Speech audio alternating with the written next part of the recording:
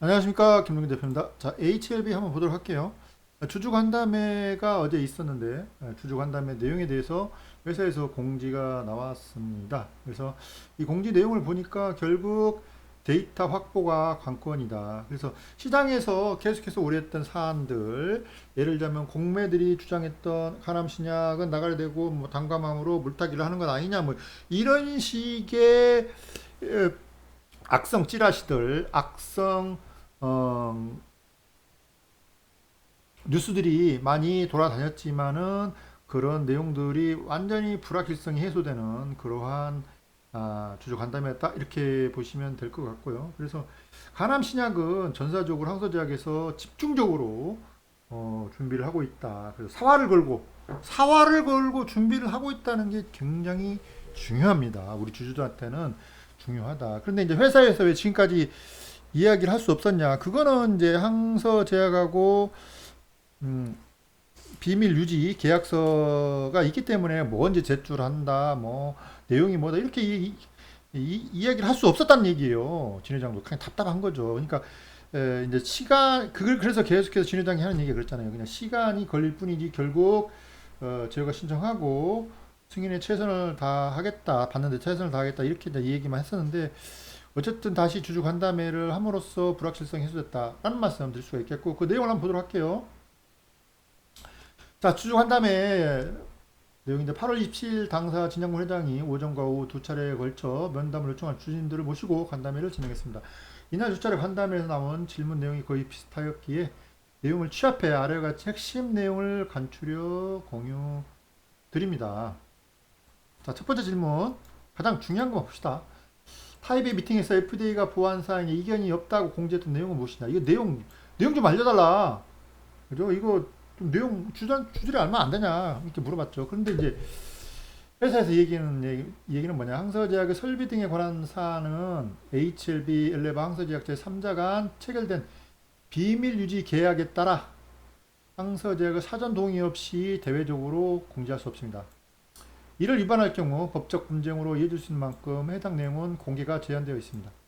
CR에 관련된 내용을 공지하면 불확실성이 거치고 오히려 긍정적인 여론이 형성될 것이라는 것이 우리의 판단이나 현재 이슈가 되고 있는 공장이 블록버스터 약물을 생산하고 있는 공장이라는 점을 고려하여 할 때 극도로 보안을 유지하는 항서제약의 입장을 충분히 이해하고 존중하는 게 파트너의 기본 제사로 있습니다. 이는 법적인 문제가 아니라 파트너십에 대한 문제다. 이렇게 이 얘기를 하고 있어요. 그래서 이제 두 번째 질문. FDA가 타입 A 미팅에서 추가 제출을 요청한 자료는 무엇입니까? FDA에서 항서제약이 제시한 근본적인 개선 방안이 일정 기간 안정적으로 작동하는 것을 입증하는 데이터를 요청했다. 이 데이터를 요청했다. 근데 이 데이터 내용이 뭔지는 정확하게 얘기를 하고 있지 않죠. 그래서 이게 이제 중요한 것 같아요. 이게 핵심이다, 핵심. 우리가 알고 싶은 추가 데이터 확보에는 어느 정도 시간이 소요됩니까? 자, FDA는 최소 3개월 기간 이상의 안정성 데이터를 요구하고 있다. 안정 3개월 최소 3개월. 항서제약은 이에 부합하기 위해 보수적인 기준까지 충족할 수 있도록 신중하게 대응하고 있습니다. 그러니까 3개월 이상의 안전성 데이터를 요구하고 있는데 이것만 취합해가지고 신청을 하면 되는데 그래도 항서제약은 좀 더 보수적으로 접근해서 어,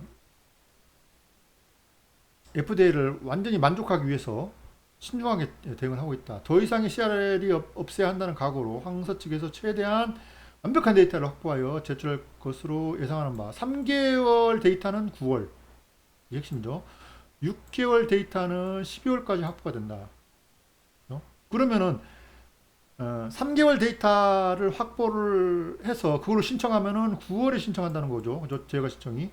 그리고 6개월치 데이터를 취합하면은 12월에 제휴가 신청이 나온다는 결론이죠. 현재 하나의 이슈, 동의를 얻는 개선된 방안, 이 방안의 일정 기간 동일성을 유지하는지에 대한 데이터, 이 문제는 즉 시간의 문제라 할 수 있습니다.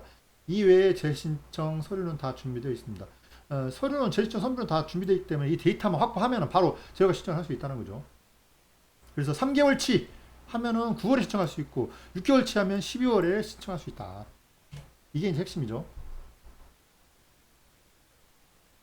그래서 한간에 기존에 이제 뭐 CMC 이슈가 MES 뭐 스카다 등 품질 시스템과 관련 내용이라는 말인데 사실입니까? 이런 질문도 나왔는데 이건 분명히 사실이 아니다.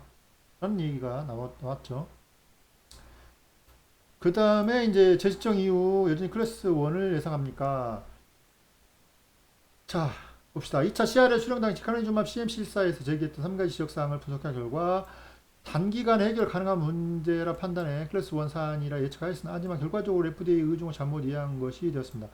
실제로 멸군 공정 매뉴얼 등의 지적사항은 FDA가 데이터를 확인한 후 추가적인 이의 제기가 없었으나 가장 단순한 사안으로 분류되었던 지적사항이 FDA 시각에서는 더 근본적이고 중요하게 다뤄졌습니다. 따라서 지금 시점에서 클래스 1이냐 클래스 2를 예측하는 게 중요한 게 아니라 더 이상의 CRL이 없도록 하겠다는 항서 입장을 이해하고 지원하는 것이라 생각합니다. 그래서 이것도 이게 중요하죠. 저는 이게 이제 굉장히 중요한 것 같아요. 제일 중요한 것 같아요. 항서제약의 간암 신약 허가에 충분한 의지가 있느냐. 항서제약 경영진 역시 제약 경영진 역시 더 이상의 CRL은 결코 있어서는 안 된다는 강한 의지가 있다. 플랜주맘은 중국에서 연매출 1조 이상을 기록한 블록버스터 신약으로 항서제약은 리버카멜을 기반으로 글로벌 제약사로 자리매김했습니다. 이처럼 중국 환자들이 실제로 투약받고 있는 주사제 생산 공장이 FDA로부터 2차례 CR을 받다는 것은 회사 입장에서 결코 가볍게 넘어갈 수 없는 중대한 사항입니다. 그래서 기어이 해결하겠다는 의지가 강하다. 항서제약의 의지가 확고하다. 이렇게 보시면 될 것 같고, 유럽 EMA 신청 시기는 언제쯤입니까? 당초 신청 계획이 7월이었고 판매 전용 공장 준공을 감안해 9월에 신청하는 것으로 계획을 수정한 후 엘레바는 유럽 현지 컨설팅 기업과 협업하여 준비를 해왔다. 9월 정도는 계속해서 뉴스가 나왔잖아요. 9월 정도 저희가 이거 유럽에도 EMA 신청한다 그런 이제 뉴스가 나왔죠. 근데 하지만 항서제약이 최근 FDA의 CMC 허들을 넘지 못하면은 그것은 곧 회사의 근본적인 신뢰 문제라는 판단 아래 두 공장에 대한 동시적 CMC 대응이 차체 시간을 더 지연시킬 수 있음에 대한 우려와 함께 전사적인 영향을 FDA CMC 통과에 집중하고 있음을 알려드립니다. 그래서 뭐 유럽 EMA는 좀 더 기다려야 될 것 같네요. 그래서 항서제약이 두 공장에 대한 동시 CMC 대응하는 거는 뭐 시간이 또 지연될 수 있고 그러니까 먼저 FDA CMC에 집중하자. 그래서 거기를 먼저 승인받고 뭐 유럽 EMA 신청하자. 뭐 이런 식으로 또 항서제약에서 하자고 하니까 뭐 그렇게 해야죠. 뭐 어떻게. 그래서 중요한 건 핵심이죠. 핵심 뭐냐 이거죠. 데이터 3개월치 이 데이터를 확보해 가지고 저희가 신청을 할 경우 9월, 6개월치 데이터를 취합할 경우 12월이 된다. 라는 얘기가 되겠고요. 자, 그러면 앞으로 이제 대응을 어떻게 할 거냐. 오늘 이제 주가는 저점이 찍었어요. 그래서 만약에 이제 회사에서 9월 달에 신청한다. 그러면 뭐 주가는 완전히 급등이 나오는 거죠. 3개월치 데이터를 취합해가지고 9월 달에 신청한다. 저희가 신청한다. 그러면은 뭐 주가는 뭐 그냥 날아간다. 그런데 만약에 회사에서 뭐 6개월치 항서적에서 6개월치 하겠다. 그러면은 주가가 그냥 가만히 있는 게 아니에요, 여러분들. 서서히 우상향을 또 탄단 말이에요, 이렇게. 이런 식으로. 우상향을 타다가 이제 급등이 나오겠죠. 저희가 시청이 나오면 급등이 나온다. 그래서 지금 구간에서는 바닥이니까 여러분들 좀 기다리고 가자라는 말씀 드릴 수가 있겠고 9월 달에 신청을 하든 12월 달에 신청을 하든 결국은 뭐 제가 보기엔 승인이 될 것 같은데 다만 중요한 거는 비중을 좀 조절하자. 1차 목표가 오면은 비중을 일정 부분 줄이고 한 30%, 40% 줄이고 2차 목표가 오면 나머지 비중으로 2차 목표까지 승부를 보자. 그래서 1차 목표가에서 비중 뭐 3에서 한 40% 매도를 하고 그죠? 2차 목표가에서 40% 나머지 한 40% 정도는 2차 목표가까지 승인까지 승부를 보자. 그렇게 말씀을 드릴 수가 있겠습니다. 그래서 주가는 이제 저점을 찍었기 때문에 다시 좀 올라올 것 같아요. 9월달에 시청하면 뭐 급등이 나오는 거고 12월달에 시청하더라도 서서히 우상향을 탄다. 우상향을 탄다.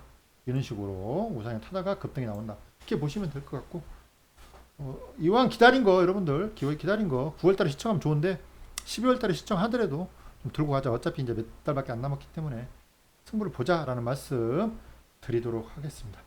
자, 왼쪽 상단에 연락처가 있으니까 연락처로 문자 리딩 시청하시고요. 이제 지금은 이제 불확실성 해소, 그죠?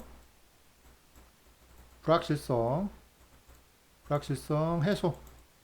해소가 되었다. 그래서 간암 신약이 나가리 되고 뭐 담감암으로 물타기를 하기 위한 회사의 전략이 아니냐 뭐 이런 식으로 악성 찌라시도 막 나오고 공매들도 그렇게까지 공격을 했는데 그건 아니다는 거죠. 그건 아니다. 간암 신약은 지금 항서에서 전사적으로 항서대학에서 전사적으로 준비를 하고 있다.